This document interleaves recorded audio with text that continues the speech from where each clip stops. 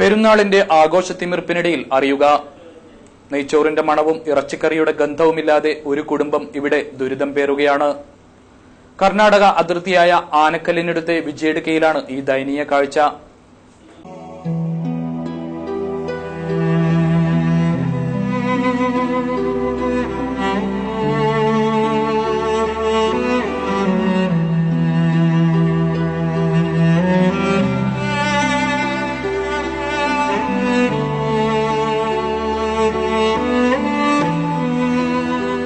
നാടും നഗരവും പെരുന്നാളിന്റെ ആഹ്ലാദ തിമിർപ്പിലാണ്. ആഘോഷദിനത്തെ ഒന്നുകൂടി അടിച്ചുപൊളിക്കാനുള്ള ഒരുക്കത്തിലാണ് ആളുകൾ. എന്നാൽ പെരുന്നാൾ ദിനത്തിലും പൊളിഞ്ഞു വീഴാറായ ഒറ്റമുറിക്കുള്ളിൽ 3 പിഞ്ചുമക്കളോടൊപ്പം കണ്ണീരോടെ കഴിയുകയാണ് പൂർണ്ണാന്തനായ അൻവർ സാദാത്ത് എന്ന സാദിഖും ഭാര്യ ആയിഷയും.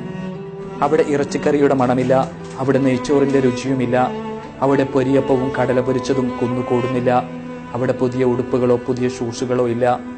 350 രൂപ വാടകയുള്ള ഒറ്റമുറിക്കുള്ളിലേക്ക് മഴത്തുള്ളികൾ വന്നു വീഴുമ്പോൾ കുഞ്ഞുമക്കളെ നനയാതെ സംരക്ഷിക്കാനുള്ള പരിശ്രമത്തിലാണ് 2 കണ്ണും കാണാത്ത സാദിഖ്.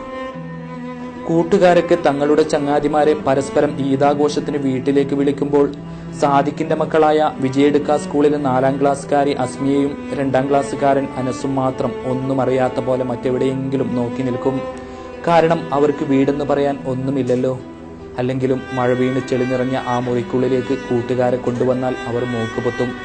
കുഞ്ഞുങ്ങളാണെങ്കിലും അവർക്കത് സഹിക്കാൻ കഴിയില്ലല്ലോ. മംഗലാപുരം ദേശീയപാത ഹൊസങ്കടിയിൽ നിന്ന് 20 കിലോമീറ്ററോളം ഉള്ളിലായി ആനക്കല്ലിന് സമീപം വിജയടുക്കയിലാണ് ഈ ദയനീയ കാഴ്ചയുള്ളത്. ഒരു കുടുംബത്തിലെ 3 പേരാണ് ഇവിടെ അന്ധരായിട്ടുള്ളത്. സാദിഖും സഹോദരൻ അനീഫും കുഞ്ഞുപെങ്ങൾ ഫൗസിയുമാണ് ഇരുട്ടിന്റെ ലോകത്ത് ദുരിതം പേറുന്നത്. സാദിഖിന്റെ ഭാര്യ ആയിഷ ബീഡി തെറുത്ത് കിട്ടുന്ന തുച്ഛമായ പണമാണ് കുടുംബത്തിന്റെ വലിയ വരുമാനം. പിന്നെ 2 സന്നദ്ധ സംഘടനകൾ മാസം തോറും നൽകുന്ന 5 കിലോ വീതം അരിയുമുണ്ട്. പട്ടിണിയെക്കുറിച്ച് അവർക്ക് പരാതിയില്ല. ഈ 10 കിലോ അരിയിൽ ഞങ്ങൾ എങ്ങനെയെങ്കിലും ജീവിക്കും. പക്ഷേ മേൽക്കൂര തകർന്ന മുറി വല്ലാതെ പേടിപ്പിക്കുകയാണെന്ന് സാദിഖ് കണ്ണീരോടെ പറഞ്ഞു. മഴക്കാലത്ത് വെള്ളം ഉള്ളിൽ വീഴുന്നത് തടയാൻ വേണ്ടി മേൽക്കൂര ഒന്ന് നന്നാക്കാൻ പലരെയും വിളിച്ചു. പക്ഷേ ഇളകി നിൽക്കുന്ന അതിന്റെ മുകളിൽ കയറി പണിയെടുക്കാൻ ആർക്കും ധൈര്യമില്ല. ഈ കെട്ടിടം കണ്ടില്ലേ? ഇളകി നിൽക്കുന്ന മൺകെട്ടയിൽ നിർമ്മിച്ച ഈ കെട്ടിടത്തിലെ പടിഞ്ഞാറ് ഭാഗത്തുള്ള മുറിയാണ് ഇവരുടെ വീട്. അതുതന്നെയാണ് കിച്ചൺ, അതുതന്നെയാണ് ബെഡ്റൂമും ഡൈനിങ് മുറിയും നമസ്കാര സ്ഥലവും. 3000-ഉം 5000-ഉം 10,000-ഉം സ്ക്വയർ ഫീറ്റുള്ള വീട് നിർമ്മിച്ച് കാറിനും പട്ടിക്കും മറ്റൊരു വീടുണ്ടാക്കി കൊടുക്കുന്ന മനുഷ്യ ഒന്ന് കാണുമോ ഈ കാഴ്ച? മഴ വരുമ്പോൾ പലപ്പോഴും അവർ ഉറങ്ങാതെ നേരം വെളുപ്പിക്കും.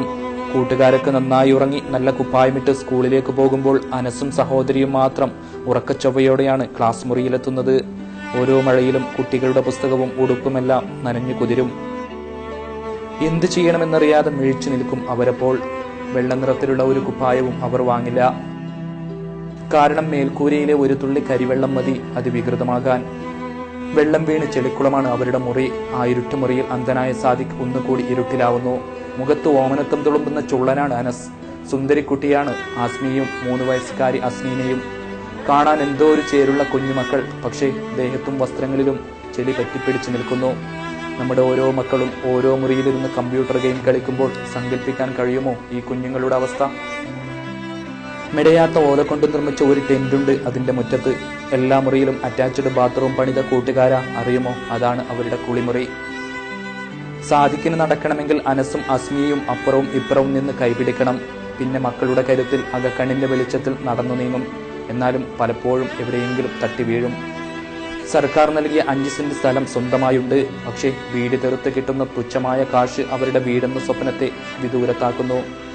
നമ്മൾ പെരുന്നാളുടുപ്പിന് അത്തർ പുരട്ടുമ്പോൾ ആ കുഞ്ഞുമക്കളുടെ കുഞ്ഞുടുപ്പിന് ചേറിന്റെ മണമായിരിക്കും. വാർത്ത ചെയ്തിറങ്ങുമ്പോഴേക്ക് വാട്സപ്പ് ഗ്രൂപ്പിൽ ഈദ് മുബാറക്ക് നിറയാൻ തുടങ്ങിയിരുന്നു. പക്ഷെ അപ്പോഴും സാദിഖും കുട്ടികളും ചെളി നിറഞ്ഞ തിണ്ണയിൽ താടിക്ക് കൈകൊടുത്തിരിക്കുകയായിരുന്നു. അവിടെ ഇറച്ചിക്കറിയുടെ മണവുമില്ല, നെയ്ച്ചോറിന്റെ രുചിയുമില്ല. News bureau, Kasaragod.